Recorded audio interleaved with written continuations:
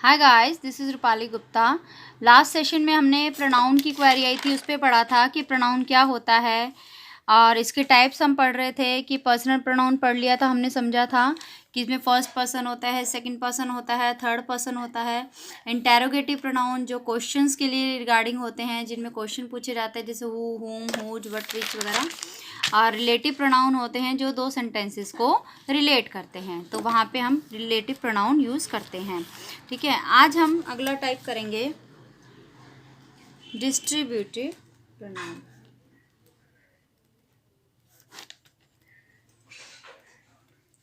जो प्रोनाउन वाक्य में यूज हुए व्यक्ति या वस्तु में से प्रत्येक को सूचित करे उसे हम डिस्ट्रीब्यूटिव प्रोनाउन कहते हैं। डिस्ट्रीब्यूटिव यानी कि जैसे हम कहें नन, ईच, एनी, इधर, निदर, ऐसे।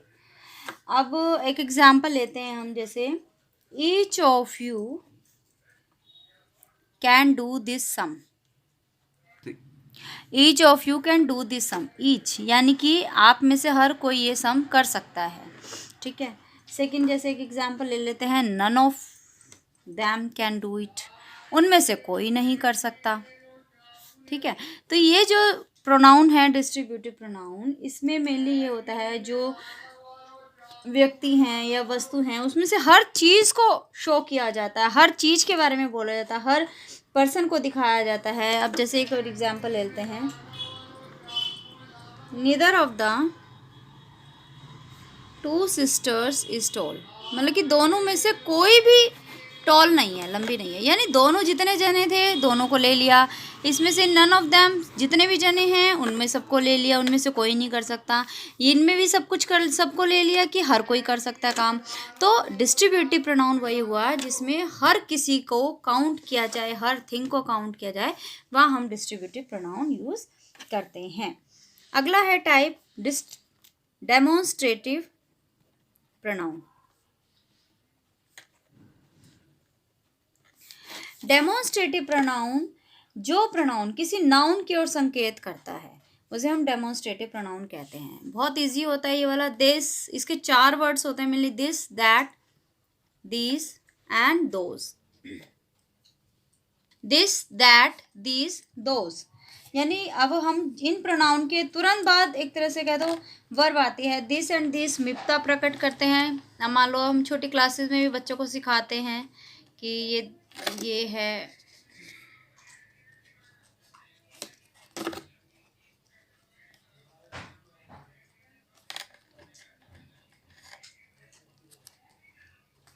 एक चीज़ के लिए हम दिस यूज़ करते हैं और एक ही चीज़ के लिए हम दैट यूज़ करते हैं। दिस कब यूज़ करते हैं? जब कोई चीज़ बिल्कुल पास होती है। और दैट कब यूज़ करते हैं? जब एक चीज़ दूर होती है। इसी तरह दिस का समझ लो प्लूरल दीज होता है। जब पास चीज़ें होंगी कई सारी तो हम कहेंगे दीज यूज़ करेंगे, और वही चीज़ें जब बहुत दूर हो जाएंगी तो हम कहेंगे दोज। यानी दैट का प्लूरल दोज, दिस का प्लूरल दीज।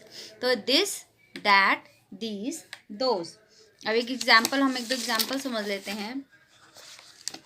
जैसे मेरे घर की तरफ मैंने हाथ करके कहा कि दिस इज़ माई हाउस, जब मैं नियर बाय खड़ी हूँ कि ये मेरा घर है। और अगर थोड़ा सा दूर हो तो that is my house, that is my school, anything जो दैट इज़ माई हाउस हो गया जब मेरा घर थोड़ा दूर था। अब मेरे पास ज़्यादा हैं, जैसे कोई चीज़, दीज आर आवर क्लोथ्स, कि ये हमारे कपड़े हैं।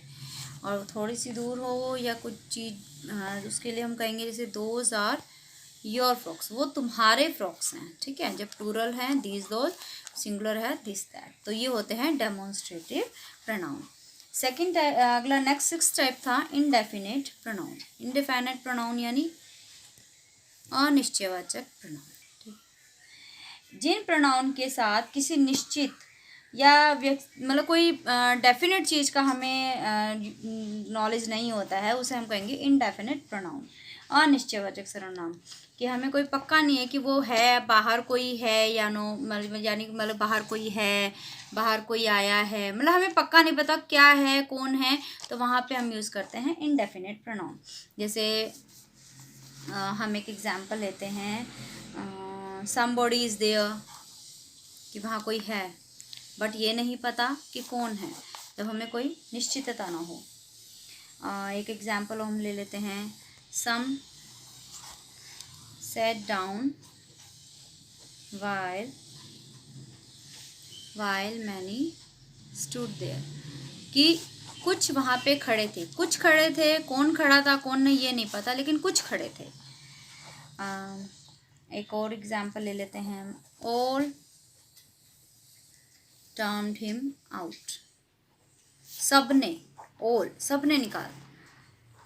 तो एक और एग्जाम्पल ले लेते हैं हम,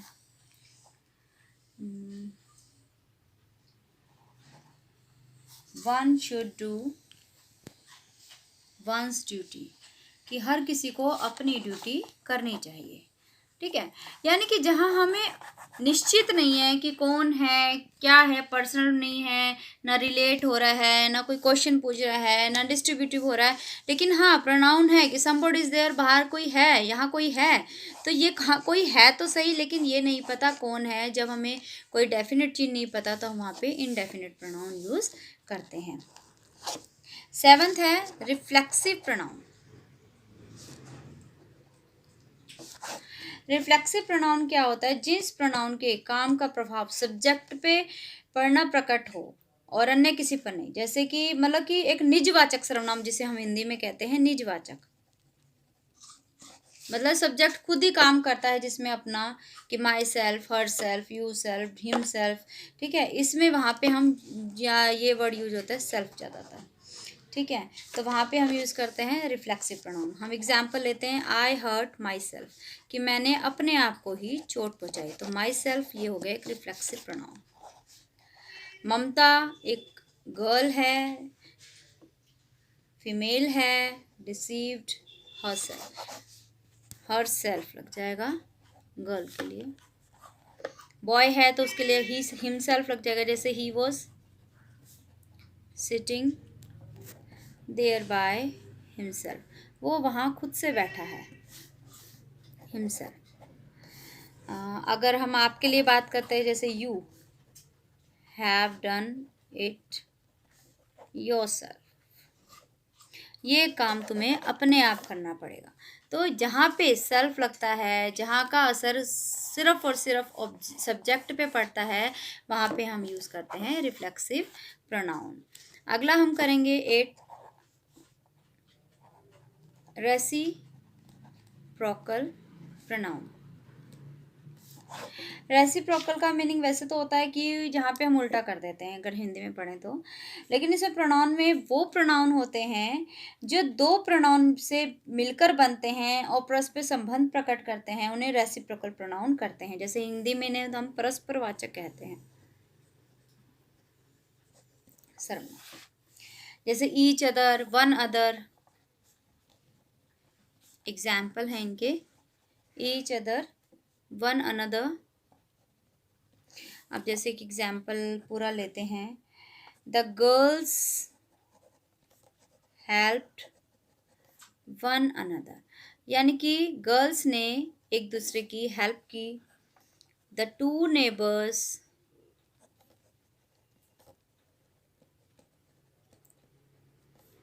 हेटेड ईच अदर, दोनों नेबर एक दूसरे से नफरत करते हैं। तो परस्परवाचक जब हम दो प्रोनाउन को इकट्ठे जोड़ते हैं, मिलकर बनते हैं जहाँ पे, वहाँ पे हम रेसिप्रोकल प्रोनाउन यूज़ करते हैं। लास्ट है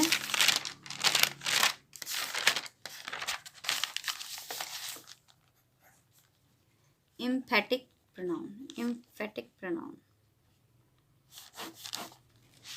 जिन प्रोनाउन का प्रयोग जोर डालने के लिए किया जाता है, वहाँ पे हम कहते हैं कि एम्फेटिक प्रोनाउन आ गया। जहाँ हम बहुत ज़्यादा प्रेशर देते हैं, जहाँ जोर देते हैं, ये भी रिफ्लेक्सिव प्रोनाउन की तरह ही मतलब पर्सनल प्रोनाउन के साथ सेल्फ या सेल्फ्स लगाने से बनते हैं, किंतु इनका जो यूज़ है थोड़ा अलग है। जैसे अब एक एग्जाम्पल से समझते हैं, आई my self will lift the bundle, मैं अपने आप बंडल उठा लूँगा। He himself broke this broke his slate, उसने अपनी स्लेट खुद ही तोड़ ली, खुद ही, जहाँ मैं अपना वो खुद कर लूँगी। You your self can study, तुम अपने आप ही पढ़ पाओगे, अपने आप ही पढ़ सकते हो। They themselves are to blame, मतलब ये उनको अपने आप ही काम करना है, आर टू वर्क, जो भी है, मतलब यहाँ पे मैं अपने आप ही, जहाँ प्रेशर लगता है, जहाँ थोड़ा जोर दिया जाता है, वहाँ पे हम एम्फेटिक प्रोनाउन यूज़ करते हैं। तो इसकी एक्सरसाइज टेस्ट वगैरह हैं, अगर आप कहेंगे तो मैं प्रोवाइड करवा दूंगी। प्लीज़ कमेंट बॉक्स में मुझे कमेंट करके बताइए आपको ये वीडियो कैसी लगी, and please do like, share and subscribe my channel. Thank you, thanks a lot.